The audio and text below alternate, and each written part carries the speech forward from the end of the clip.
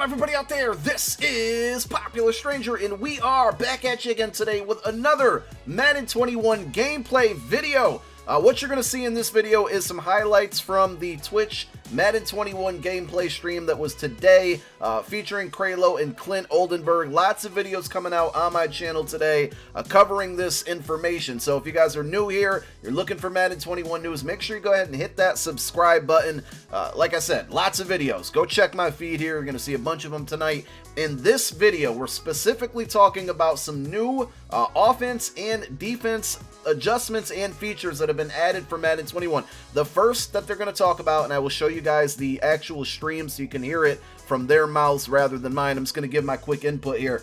Is a new feature called Zone Drops, and what it is going to allow you to do is on the coaching adjustment screen between your hard flats, your cloud flats, and your soft squats, I believe these are actually your deep zones, you're going to be able to, through coaching adjustments, set the yardage on how basically shallow they play, deep they play. So corner routes, big pain point in Madden 21. You can never get your zone to play the right kind of part of the field. They either play too shallow or too deep, and never in between. You can now set your hard flats to cover 5 yards deep, 3 yards deep, 7 yards deep. It's your choice.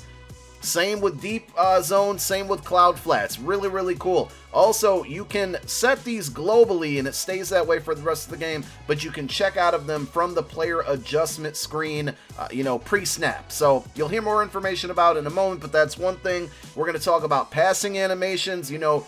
Getting stuck with these long windups in Madden 20, it sucks sometimes. So they added a throws out of sack kind of feature. I don't know if I'm too crazy about this one. It makes me worry that you might have two people on the quarterback. He's dropping back, throwing off his back foot, and he's still going to hit a receiver 50 yards downfield mid-sack animation. That one sounds a little cheesy to me. Of course, only time will tell when we get to play the game. Also, quicker throws based on, I think, different attributes here, but different sped up throws are going to happen 40 yards plus. So your quarterback, when there's a really deep throw and based on how much pressure is in his face, he may be able to get the ball out quicker when there's more pressure coming. Kind of more of a sense of urgency thing there. And that's really it in this video. So enjoy the rest of it. Let me know how you guys feel about it down below in the comment section. There's one thing that kind of excites me, and it's basically, zone drop coach adjustments, and I do have some screens. This is the kind of like the first time that we're showing some of these screens from in-game.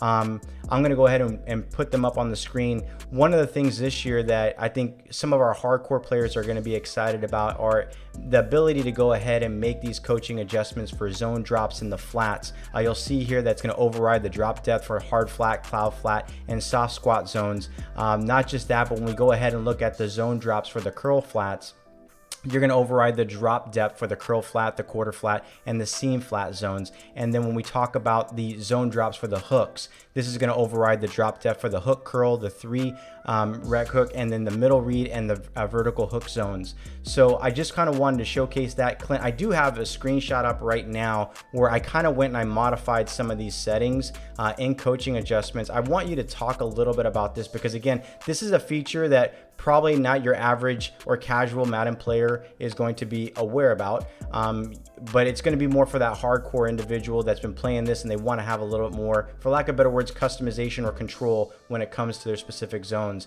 So do you want to go ahead and talk about that? I have the screenshot, the one that I think we're referencing in our run of show right now that I'm looking to my left, where I kind of put the different yardages. Yeah, that's exactly right. So our man A-Dub, our resident expert, Anthony White, is really responsible for bringing this alive along in partnership with RG, from CGD. They came together, and really what they wanted to give players was a way to customize their zone drops to take away specific routes that their opponent had found against them and use it over and over, and some of the stock coverages aren't able to get enough leverage towards the sideline or enough leverage up the field. You can go into coach adjustments and now customize all underneath zones in increments of 5 yards all the way to a max of 30 yards and put them exactly where you want them to play. What's really interesting about this is it's going to carry over play to play, but you can reset it in pre-play by using the reset play option, which is specifically going to be useful against no huddle offense. And one thing that I need to call out is when you are using these coach adjustments, it is going to turn off all matching zone logic in the game for all your zone defenders. And even though you cannot modify the depth of deep zoners, it will also turn off their matching logic when these are activated. Really important tip to remember when you use these cool zone drop coaching adjustments. Good stuff. So, we talked about the run game a little bit and, what we're doing in that space with run defense. Now, hopefully that opens up things in the passing game. And I want to talk to you about kind of the QB and passing improvements that are going on. Can you talk a little bit about that? I'm going to go ahead and transition over here to QB and passing improvements. And if you want to go ahead and give some context, I'm going to go ahead and play while you're talking through some of the video that we've had in game already regarding this that they may have seen in the deep dive trailer. But give us some information about the QB and passing improvements. Yeah, kind of coincidingly with the run game where it was kind of hard to stop the run in Madden 20. We also saw and heard feedback that throwing the ball was a little bit too risky in some cases, in many cases. And with a more balanced run game, obviously you're going to have to rely on the passing game more. So two of the things that I'm really fired up about that are coming in Madden 21 are throws out of sacks. Last year it was kind of tied to abilities, so on and so forth. This year we have a more authentic and physics-based solution. Every quarterback is going to be able to throw out of a sack. And the accuracy of that throw and the power of that throw and even the chance of the fumble of that throw is going to be determined by how long into that throw that quarterback is when contact occurs. So if you're very early in the throw and you get hit, you're more likely to throw a very inaccurate pass or even fumble. Whereas the longer, you're into the animation, your arm is almost all the way forward, that's going to result in more accurate passes out of the sack. So it's basically completely dependent upon when the contact happens relative to the point at which the passing animation your quarterback is in. Okay.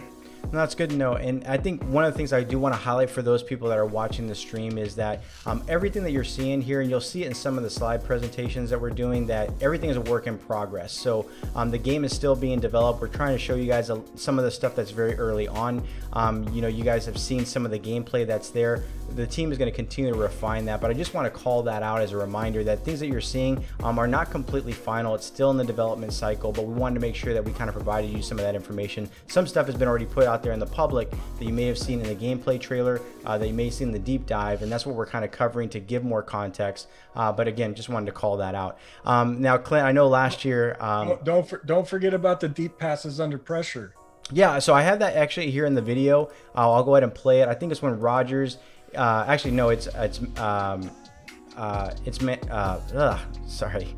I think I have it right here. Yes, I do. I have it right here. You'll probably see it in this video.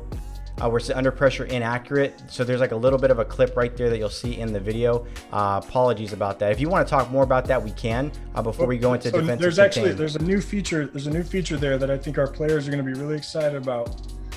We have under pressure throws coming to Madden 21 this year. And what that means is on specifically deep passes, passes of 40 or more yards, when your quarterback, whether it be AI controlled or user controlled, feels that pressure, he's going to contextually speed up his throwing animation to get the ball out quicker to avoid getting hit before he gets the ball out. So this is driven basically by what we call the threat to impact prediction.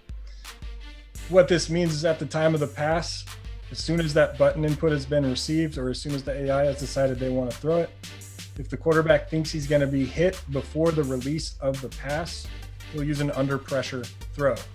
And then the throw under pressure rating, the TUP, is what will modify both the power and accuracy of the throw while using those specific throw types. Good stuff. And some of this stuff, guys, just a little bit of a heads up, it is actually going to be detailed more in the Gridiron notes that are going to release later tonight. So some of the stuff that we're showing you may not be full in depth on what we have in that deep dive article. So just a little bit of a heads up there so you guys are fully aware. I know, Clint, last year, I know we talked about this a lot, was, the meta of sending 7. So this year, I know you guys did some defensive contain balancing. Do you want to talk about that before we get into player personnel packaging? Yes, I do. So this is one thing I really was excited to talk to the community about. Coming off of Madden 20, there was this belief that contain rushers were actually faster and better pass rushers than non-contain rushers or regular pass rushers. And, that's not necessarily true. They weren't moving any faster. They didn't have any different pursuit angles than default pass rushers. But what was true is that they did get the benefit of being just as lethal as a pass rusher and also being able to react very quickly to a scrambling quarterback. And the balancing we did is specifically for those blitzes that people dial up, mostly overloads, where they can get the contained player unblocked by the offensive line. So what's going to happen in Madden 21 is when you're in contain and that contained player is unblocked, he's going to rush the quarterback slower and wider. He's going to take a wider angle around the pocket, and he's going to be moving slower so that he can better react to a scrambling quarterback while giving up a little power in the pass rush. The main idea, like I said, bringing balance to the defense to make more meaningful choices. You can't just stay in contain all day and have your cake and eat it too, for lack of a better term. Get a very lethal pass rush, but also be able to take away the scrambling quarterback who's trying to escape your pass rush.